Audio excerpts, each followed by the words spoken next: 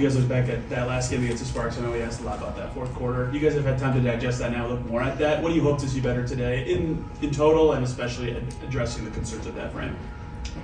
Yeah, I mean, I think we're a better team than we were the last time we played them. Certainly on the defensive end of the floor, we looked flat and sluggish in that ball game. I think our sense of urgency, our ability to dictate a little bit more, our activity level on the defensive end. I also think that allows us to then push base and to be a little bit more free-flowing and play a little bit more flow offense on the other end of the floor. There were certain actions that they ran that we've addressed, but more than anything, I think our activity level on the defensive end of the floor. How much more does it feel like, it's only been a little over a week since that game, I think, that you found kind of your identity as a team in that short span? I don't know. I think that we've found a little bit more of an identity defensively with this group. I think, again, it goes back to our activity level, our ability to be active, aware, and anticipate actions that are coming, our execution, being connected. And I think we are. I think we're continuing offensively to move the ball a little bit better, to find our spots individually. And I think that's helped us. I don't know that we're where we're going to be because Caitlin hasn't been on the floor, and that's obviously a huge piece for us in what we do. So I'm proud of this group and the way that they've been able to find that connectivity on both ends and really set the tone on the defensive end.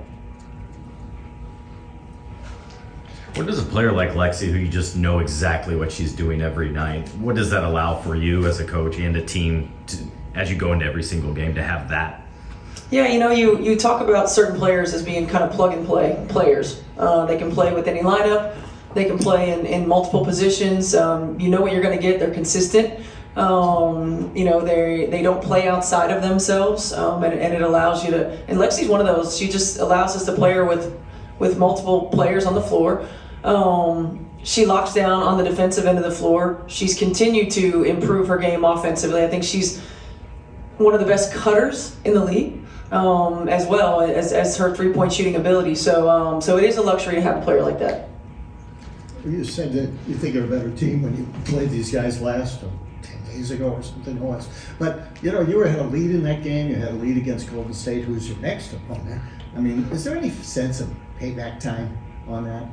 I think every game we want to win and we want to get better, and we know when we don't put our best effort forth, whether it's effort or execution, and we definitely want to show who we are. I don't know if you use the word payback or not. I just think the most important thing is knowing that we could have been better, knowing that we should be better, and then stepping up to that challenge and playing to our standard. Yeah, in all the sports I've covered over all the years, talking to coaches and managers and things, they kind of have a feeling they know there's certain things that they say to an official or a ref, they'll get a technical or they'll get thrown or something. Are there any magic words you shouldn't? Probably the F word. Yeah.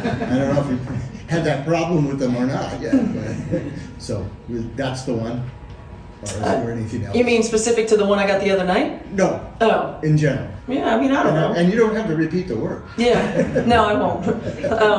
But no, I don't know. I don't know if there's certain words or certain phrases or whatever else, but it's probably more how often you're using it.